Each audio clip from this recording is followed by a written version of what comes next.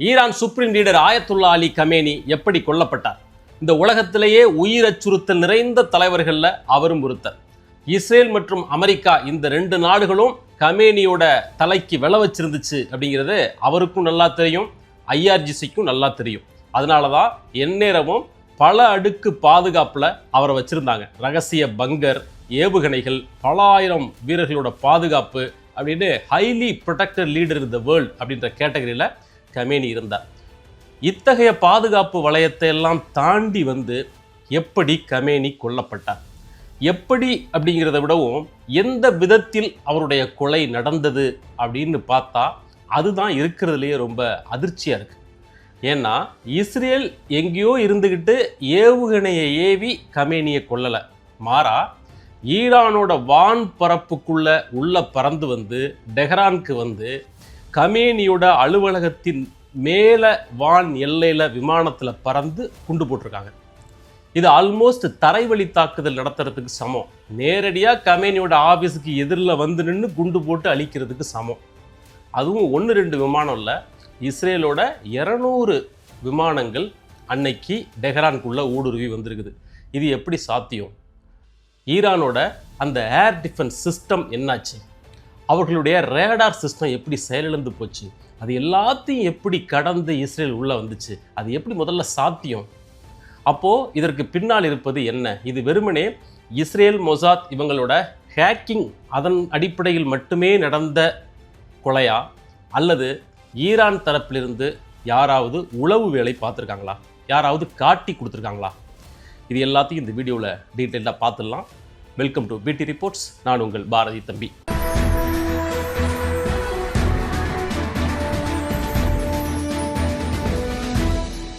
ஆயத்துல்லா அலி கமேனியை பொறுத்தவரையிலும் ஒரு மற்றொரு அரசியல் தலைவர் கிடையாது. ஈரானோட அரசியல், மதம், இராணுவம் எல்லாத்துலேயும் செல்வாக்கு செலுத்தக்கூடிய ஒரு பவர் சென்டராக அவர் இருந்தார். 1939 ஈரானோட மசாத் நகரத்தில் பிறந்த இவர் 1979 அந்த நாட்டில் நடந்த இஸ்லாமிக் ரெவல்யூஷனில் முக்கியமான ரோல் பண்ணவர்.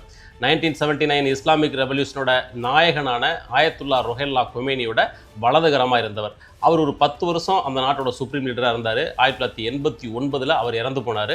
அவரோட மறைவுக்கு பிறகு புதிய ஆயத்துல்லாவாக, புதிய சுப்ரீம் லீடராக உருவானவர் தான் ஆயத்துல்லா அலி கமேனி. ஆயத்துல்லா அப்படின்னா சுப்ரீம் லீடர் அப்படின்னு அர்த்தம்.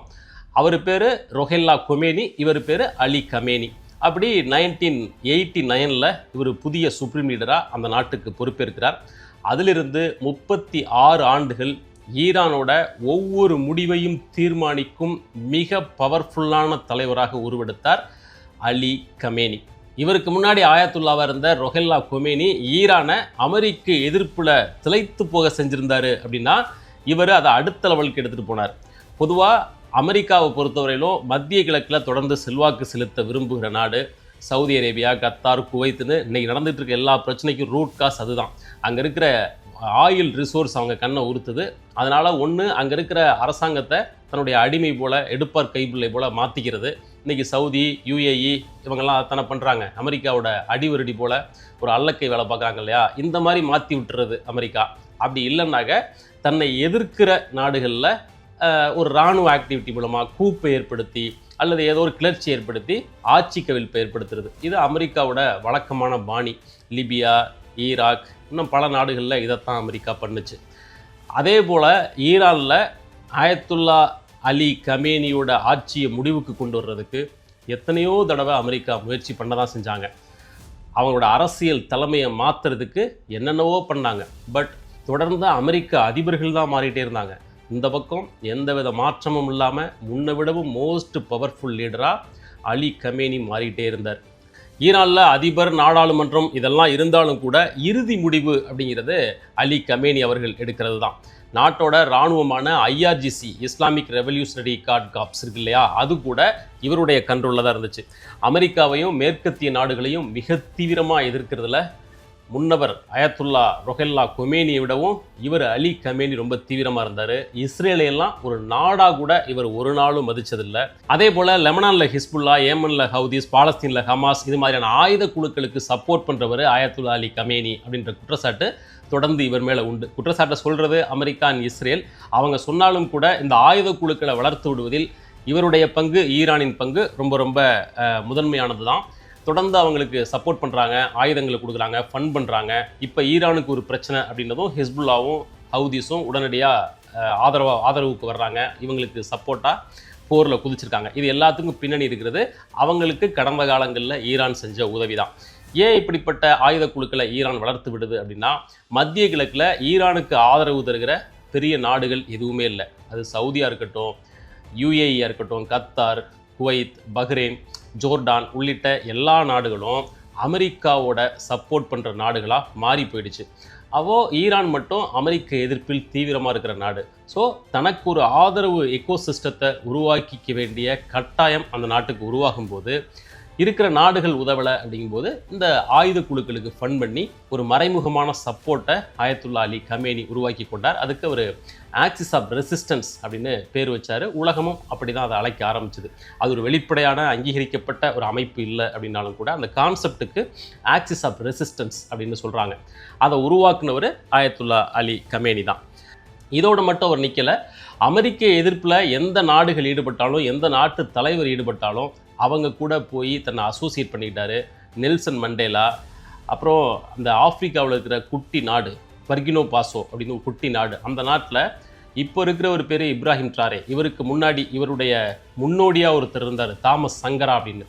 அவரை போய் பார்த்து அவர் கூட ஒரு நெருக்கமான உறவை இவர் வளர்த்து கொண்டார். யார்? Ali Khamenei. இப்படி நெல்சன் மண்டேலா, தாமஸ் சங்கரா, இன்னும் எத்தனையோ பேர் லத்தீன் அமெரிக்க நாடுகளில் இருக்கிற பல தலைவர்கள் கூட நட்புறவை இவர் வைத்திருந்தார். அது எல்லாத்தையும் இணைக்கிறது ஒரே கோடு தான், அமெரிக்க எதிர்ப்பு. யாரெல்லாம் அமெரிக்க எதிர்ப்பில் இருக்காங்களோ அவங்க எல்லாரையும் தன்னுடைய நட்பு பட்டியலில் வைத்திருந்தார் அலி கமேனி. அதே நேரம் இந்த அமெரிக்க இஸ்ரேல் அபாயத்திலிருந்து தன்னுடைய நாட்டை தற்காத்துக்கிறதுக்கு ஈரான் அணு ஆயுத தயாரிப்பு முயற்சியிலே ஈடுபட்டுச்சு. அது over the period of time போச்சு. அதுக்கு பிறகு அமெரிக்கா, இஸ்ரேல் மாதிரியான நாடுகள் ஈரான் அணு ஆயுதத்தை தயாரிக்க கூடாது, அப்படி ஈரான் அணு ஆயுதத்தை தயாரித்தா அது மற்ற நாடுகளுக்கு ஆபத்து அப்படின்ற மாதிரி கருத்துருவாக்கத்தை செஞ்சு அதை தொடர்ந்து ப்ரொபகண்டா பண்ணாங்க. அதில் என்ன நியாயம் இருக்குன்னே தெரில. அமெரிக்கா அணு ஆயுதம் வச்சிருக்குது, நீ மற்ற நாடு அணு ஆயுதம் தயாரிக்க கூடாது அப்படின்னு சொன்னால் நீ முதல்ல உன்கிட்ட இருக்கிறத டிஸ்மெண்டில் பண்ணு, டிஸ்ட்ராய் பண்ணு. நான் ஒருத்தரை நோக்கி குற்றம் சொல்கிறேன் அப்படின்னா நான் யோக்கியனாக இருக்கணும்ல. என் கை எம்டியாக இருக்குது, என்கிட்ட அணு ஆயுதம் இல்லை, அப்போ நீ வச்சுக்காத அப்படின்னாச்சும் சொல்லணும். நீ நல்லா ஆயிரக்கணக்கில் அணுகுண்டுகளை தயாரித்து சௌரியமாக அடுக்கி வச்சுக்குவேன். நாளைக்கு ஒரு யுத்தம்னு வந்தால் அதையெல்லாம் நீ பயன்படுத்துவேன். அப்போ ஈரான் உங்ககிட்ட மண்டி போட்டு கெஞ்சி நிற்கணுமா? அதைத்தான் அமெரிக்கா எதிர்பார்க்குதா?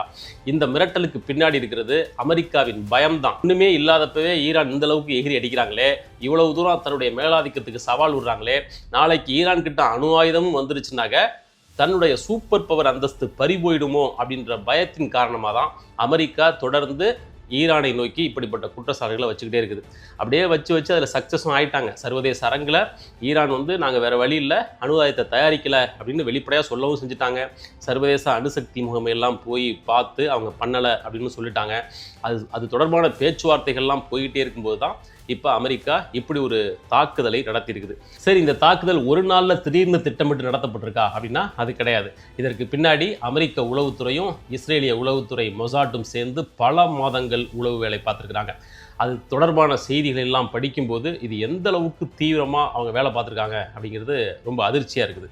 இந்த தாக்குதலுக்கு பிறகு இஸ்ரேலிய செக்யூரிட்டி அதிகாரி ஒருத்தர் ராய்ட்டர் செய்தி நிறுவனத்துக்கு ஒரு பேட்டி கொடுத்திருந்தார். அந்த பேட்டியில் அவர் என்ன சொல்றாருன்னா, இந்த அட்டாக் பல மாதங்களாக திட்டமிடப்பட்டது, அதுக்காக மாத கணக்கில் நாங்கள் உளவு வேலை பார்த்தோம், ஸ்பெசிஃபிக்காக அந்த தேதியில் நாங்கள் அட்டாக் பண்ண போகிறோம் அப்படிங்கிறத ஒரு வாரத்துக்கு முன்னாடியே முடிவு பண்ணிட்டோம், அந்த நேரத்தில் அட்டாக் பண்ணுறது அப்படின்ற முடிவை முந்தைய நாள் எடுத்தோம் அப்படின்னு அந்த பேட்டியில் அவர் சொல்கிறார். ஸோ ரொம்ப வெல் பிளான்டாக இந்த அட்டாக்கை அவங்க பண்ணியிருக்கிறாங்க. ஃபினான்சியல் டைம்ஸ் பத்திரிகைக்கு இஸ்ரேலிய உளவுத்துறை அதிகாரிகள் இன்னொரு பேட்டி கொடுத்துருக்காங்க. அதை படித்தா இன்னும் பல அதிர்ச்சியான தகவல்கள் நமக்கு கிடைக்குது. ஈரான் தலைநகர் டெஹ்ரானில் எங்கே திரும்பினாலும் சிசிடிவி கேமரா, ஒவ்வொரு தெருவுலையும் ஒவ்வொரு சாலையிலையும் ஏராளமான சிசிடிவி கேமராக்கள், யூனிவர்சிட்டிஸில் கூட அவ்வளவு கேமராக்கள் இருந்திருக்குது.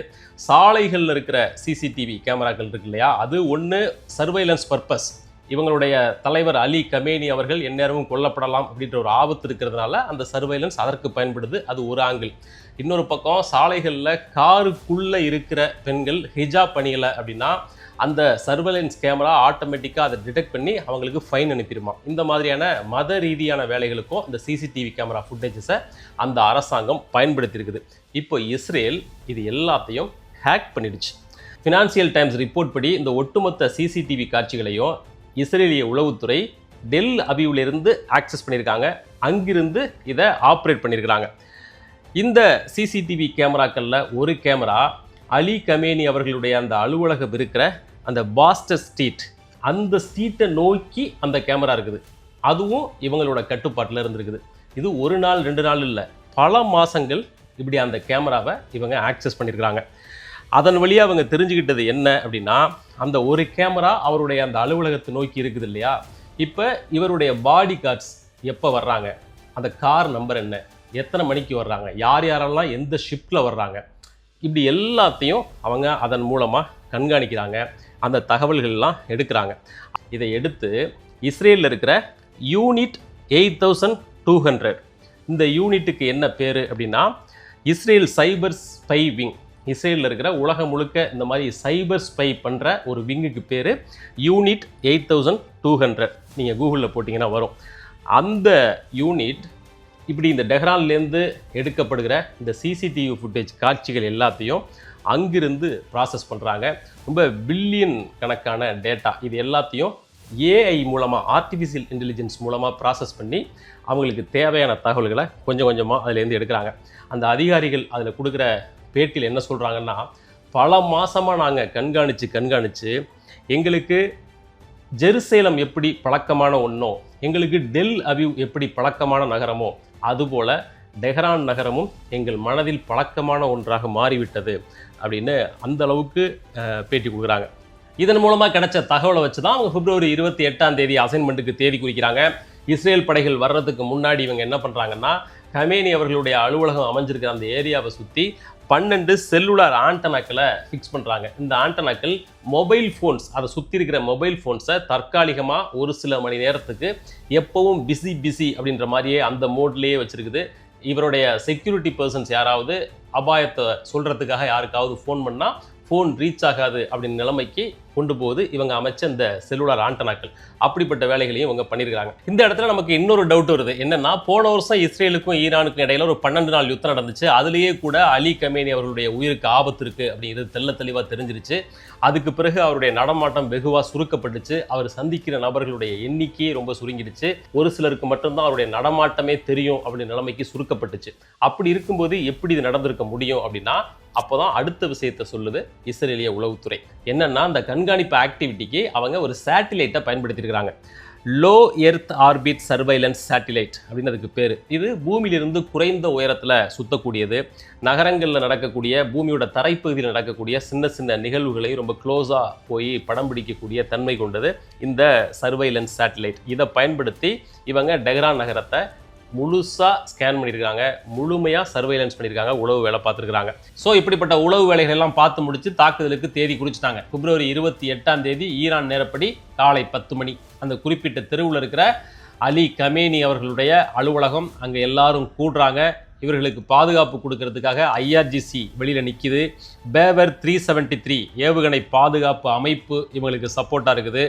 அண்ட் பலகட்ட ரேடார் அமைப்புகள், பாதுகாப்பு படைகள், இது எல்லாம் இருக்குது. அந்த இடம் பாதுகாப்பானது, எந்த பிரச்சனையும் இல்லை அப்படின்னு நம்புறதுக்கான எல்லா முகாந்திரமும் அவங்களுக்கு இருந்துச்சு. பட் சிஐஏவும் மொசாத்தும் வேற ஒரு பிளான் வச்சுருந்தாங்க. அவங்க ஆல்ரெடி பல மாதங்களாக உளவு வேலை பார்த்து எல்லாத்தையும் ப்ரிப்பேர் பண்ணி வச்சுருக்காங்க. அட்டாக் நடக்கிற தேதி எல்லாத்தையும் ஆல்ரெடி குறிச்சிட்டாங்க. அவங்க சந்திக்க போகிறாங்க அப்படின்றது தெரியும். எந்த இடத்துல யார் யார் எத்தனை பேர் இருக்கிறாங்க எல்லாமே தெரியும். அவங்க தாக்குதலுக்கான வேலையை தொடங்கி விட்டார்கள். ஆனால் அவங்க முதல்ல தாக்குனது வானிலிருந்து அல்ல, மாறா கப்பலிருந்து. அமெரிக்காவோட ஒரு க்ரூஸ் மிசைலிருந்து டோமஹாக் ஏவுகணையை அமெரிக்கா முதல்ல ஏவுது. அது ஈரானோட ரேடார் சிஸ்டம், அந்த வான் பாதுகாப்பு அமைப்புகளை கண்ட்ரோல் பண்ணுற அந்த ரேடார் சிஸ்டத்தை முதல்ல டெஸ்ட்ராய் பண்ணுறாங்க. அதை அழிக்கிறதன் மூலமாக டெஹ்ரானோட அந்த வான்வெளி பாதுகாப்பு இருக்கு இல்லையா, ஏர் டிஃபென்ஸ் சிஸ்டம், அதை முதல்ல ஒன்றும் இல்லாமல் செய்கிறாங்க. இந்த வகையான மிலிட்ரி தாக்குதல் முறைக்கு suppression of enemy air defences, SEAD அப்படின்னு சுருக்கமாக சொல்கிறாங்க. எதிரி நாட்டோட இந்த வான்வெளி பாதுகாப்பை முதல்லையே முடக்கிடுறது, அந்த அடைச்சிருக்கிற ரூட்டை திறந்து விட்டுறது. அதுக்கு பிறகு இவங்களுடைய விமானம் போனால் அவங்களோட ரேடாரால் சென்சார் பண்ண முடியாது. இவங்க தான் ஆல்ரெடி ரேடார் சிஸ்டத்தை காலி பண்ணிட்டாங்களே. ஸோ அப்படி முதல் அட்டாக்கே அதுதான். இது கதவை உடச்சி திறக்கிற மாதிரி அப்படி ரேடார் சிஸ்டத்தை முதல்ல உடச்சிடுறது, அப்புறம் உள்ளே போகிறது. அந்த வேலையை தான் முதல்ல அமெரிக்காவும் இஸ்ரேலும் பண்ணியிருக்குது. இப்படி பண்ணி முடிச்சுட்டு அதுக்கு பிறகு இஸ்ரேல் அமெரிக்க கூட்டு படைகள் களமிறங்குது. மொத்தம் 200 விமானங்கள்.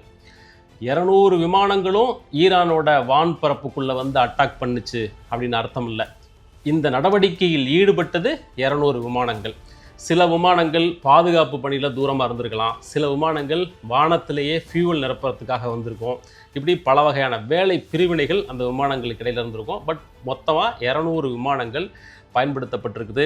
வந்து இஸ்ரேல் வரலாற்றிலே நடந்த மிகப்பெரிய நடவடிக்கைகளில் இதுவும் ஒன்று. இந்த விமானங்கள் எந்த வழியாக ஈரானுக்கு வந்திருக்கு அப்படின்னு பார்த்தோம்னா, சவுதி அரேபியா, ஐக்கிய அரபு எமிரேட்ஸ் அல்லது மற்ற நட்பு நாடுகளின் வழியாக. எந்த நட்பு நாடுனா, அமெரிக்காவோட நட்பு நாடுகள் இருக்கு இல்லையா, அந்த குவைத், பஹ்ரைன், கத்தார், இந்த நாடுகளோட வான் எல்லை வழியாக தான் இந்த விமானங்கள் எல்லாம் இங்கே வந்திருக்கும் அப்படின்னு கருதப்படுகிறது. இப்போ ஈரானோட இந்த நாடுகள் மீதான கோபத்துக்கு இதெல்லாம் கூட ஒரு காரணம். இப்போது வந்துட்டாங்க, வந்து அட்டாக்கை தொடங்கிட்டாங்க. கமேனி பங்கருக்குள்ளே தான் இருப்பார் அப்படிங்கிறது வந்த டீமுக்கு நல்லா தெரியும். அதனால் அவங்க வீசின குண்டுங்கிறது சாதாரண குண்டு இல்லை, அதுக்கு பேர் பங்கர் பஸ்டர் குண்டு அப்படின்னு சொல்கிறாங்க. இந்த குண்டு மண்ணையும் காங்கிரீட்டையும் துளைச்சிக்கிட்டு அடியில் போய் வெடிக்கிற திறன் கொண்டது. 2 வகையான குண்டு அவங்க வீசியிருக்கிறாங்க. ஒன்று GBU-28 அண்ட் GBU-57 அப்படின்னு 2 குண்டு. மேசிவ் ஆர்டினன்ஸ் பெனட்ரேட்டர் அப்படின்னு இதை அழைக்கிறாங்க. இந்த GBU-28 அப்படிங்கிற குண்டு 2268 கிலோ எடை கொண்டது. 30 மீட்டர் மண்ணையும் 6 மீட்டர் காங்கிரீட்டையும் ஊடுருவி போய் தாக்கக்கூடியது. 30 மீட்டர் மண், 6 மீட்டர் காங்கிரீட், அவ்வளவு இருந்தால் கூட இந்த குண்டு ஊடுருவி போய் அட்டாக் பண்ணும். அடுத்தது GBU-57. இந்த குண்டோட எடை 13,600 கிலோ. இது 60 மீட்டர் ஆழம் வரைக்கும் போய் பாஞ்சு தாக்கக்கூடியது. இந்த அளவுக்கு சக்தி வாய்ந்த குண்டுகளை பயன்படுத்தியிருக்கிறாங்க. அதுக்கு ஒரே காரணம், ஆயத்துல்லா அலி கமேனி அவர்கள் அவருடைய அந்த அலுவலகத்தில் பங்கர் அறைக்குள்ளே தான் இருப்பார் அப்படிங்கிறத அவங்க கெஸ் பண்ணுறாங்க. ஸோ இந்த தாக்குதலில் அவர் தப்பிச்சிடவே கூடாது. பங்கருக்குள்ளே இருந்தாலும் கூட இந்த குண்டு உள்ளே ஊடுருவி போய் அட்டாக் பண்ணி அவரை காலி பண்ணணும் அப்படிங்கிறது தான் அவங்களுடைய நோக்கம். அதனால தான் இப்படிப்பட்ட சக்தி வாய்ந்த குண்டுகளை பயன்படுத்தியிருக்கிறாங்க. இதுக்காக அவங்க பயன்படுத்தின விமானம் B-2 ஸ்பிரிட் ஸ்டெல்த் பம்பர் விமானங்கள் அப்படின்னு சொல்கிறாங்க. இந்த ரிப்போர்ட்டின்படி, இது சம்பந்தமான மீடியா ரிப்போர்ட்ஸின்படி, கமேனியோட வளாகத்தின் மீது மட்டும் 30 பங்கர் பஸ்டர் குண்டுகளை வீசியிருக்கிறாங்க. ஒரு குண்டே இந்த அளவுக்கு தீவிரமானதாக இருக்குது. 30 குண்டுகளை ஒரே நேரத்தில் வீசியிருக்காங்க. இன்னும் சில ரிப்போர்ட்ஸ் படித்தாங்க, அந்த ஒட்டுமொத்த பில்டிங்லையும் கமேனி அவர்கள் இருக்கக்கூடிய அந்த அறையை குறி வச்சு குண்டுகள் வீசப்பட்டிருக்கு அப்படின்னு சொல்லப்படுது. எப்படி அவ்வளவு துல்லியமாக வீசினாங்க அப்படின்னு தெரியல. ஸோ இப்படி தான் கமேனி அவர்கள் கொல்லப்பட்டிருக்கார். பட் இந்த தேரியில் மொத்தமாக விடுபடுற ஒரு அம்சம் என்ன அப்படின்னா, என்னதான் டெக்னிக்கலான முன்னேற்றங்கள் இருந்தாலும், ஹேக் பண்ணியிருந்தாலும், சேட்டலைட்டை வச்சு பண்ணியிருந்தாலும், போக்குவரத்து சிக்னலை ஹேக் பண்ணியிருந்தாலும், என்ன வேணாலும் பண்ணியிருக்கட்டும், ஆனால் மனிதர்களோட உளவு வேலை இல்லாமல் இது நடந்திருக்க வாய்ப்பே இல்லை. யாரோ ஒரு உளவாளி இருந்து போட்டு கொடுக்காம இதெல்லாம் இவ்வளவு துல்லியமாக திட்டமிட்டு செய்கிறதுக்கான வாய்ப்பே கிடையாது. இது இங்கே மட்டும் இல்லை, உலகம் முழுக்கவுமே அதுதான். உதாரணத்துக்கு 2020 வருஷம் இதே ஈரானோட மிக முக்கியமான தளபதி காசிம் சுலைமானி அவர் கொல்லப்பட்டப்போ என்ன நடந்துச்சு? அவர் பாக்தாத் விமான நிலையத்துக்கு வர்ற தகவலை யார் சொன்னதுன்னா, சிரியாவில் இருக்கிற சில விமான நிலைய ஊழியர்கள் தான் காட்டி கொடுத்தாங்க அப்படின்னு ஒரு தகவல் இருக்குது. ஸோ இவர் விஷயத்திலும் கூட, ஆயத்துல்லா அலி கமேனி அவர்கள் விஷயத்திலும் கூட யாரோ சில நபர்கள் தான் இவரை காட்டி கொடுத்துருக்க வேண்டும். இந்த குறிப்பிட்ட நாளில் இவர் வருவார், இன்னாரெல்லாம் சந்திப்பார், இதுதான் நேரம் அப்படின்னு ரொம்ப ஸ்பெசிஃபிக்கான அந்த டீட்டெயில்ஸை மனித குறுக்கீடு இல்லாமல் தெரிஞ்சிருக்க வாய்ப்பே இல்லை. அதனால் அப்படிப்பட்ட அந்த உளவாளிகள் யார் அப்படிங்கிறது இதுவரைக்கும் நமக்கு தெரியாது. இனி வரும் காலத்துக்கும் தெரியுமா அப்படின்னு தெரியல. ஸோ 36 ஆண்டுகளாக அமெரிக்காவுக்கு சவால் விட்ட மத்திய கிழக்கில் மிக முக்கியமான தலைவராக இருந்த ஈரான் நாட்டின் ஆயத்துல்லாவாக, சுப்ரீம் லீடராக இருந்த ஆயத்துல்லா அலி கமேனி அவர்கள் இப்படித்தான் கொல்லப்பட்டார். அவருடைய மரணம் இன்னைக்கு ஈரான் நாடு முழுக்க மிகப்பெரிய அதிர்ச்சியை உருவாக்கி இருக்குது. அவருடைய வாழ்நாள் முழுக்க அமெரிக்க எதிர்ப்பில் அவர் ஊறி திளைத்திருந்தாலும் கூட ஒரு கொள்கை என்ற அடிப்படையில் அந்த நாட்டை மத ரீதியாக வழிநடத்தினார். ஒரு மத அடிப்படைவாதத்தை நோக்கி நாட்டை கொண்டு சென்றார். பொருளாதார ரீதியாக நாட்டை ஸ்திரப்படுத்த அடுத்த லெவலுக்கு எதுவும் செய்யலை. இந்த நாட்டு மேலே அமெரிக்கா ஏகப்பட்ட சாங்ஷன்ஸ் போட்டாங்க, பொருளாதார தடைகளை விதிச்சாங்க. அவ்வளோ தடைகளை விதிச்சிருந்தால் எப்படி அவங்க அடுத்த கட்டத்துக்கு போயிருக்க முடியும் அப்படிங்கிறது இன்னொரு பார்வை. அதே நேரம் அமெரிக்காவுக்கு எதிர்த்தரப்போடு சைனா, ரஷ்யா மாதிரியான நாடுகளோடு இன்னும் கொஞ்சம் இறுக்கமான இணக்கமான உறவை பேணிக்கொண்டு ராஜதந்திர ரீதியில் ஈரானை தனிமைப்படுத்தப்படாத ஒரு நிலைக்கு இன்னும் அவர் அழைத்து சென்றிருக்கலாம் அப்படின்ற விமர்சன பார்வையெல்லாம் அவர் மீது வைக்கப்படுகிறது. எப்படி இருந்தாலும் ஆயத்துல்லா அலி கமேனி அவர்களுடைய முக்கியத்துவம், அவருடைய பங்களிப்பு ஈரானின் வரலாற்றில் என்றென்றைக்கும் நிறைவு கூறப்படும் என்பது மட்டும் உண்மை. இதேபோல மற்றும் ஒரு வீடியோவோடு சந்திக்கலாம். நன்றி.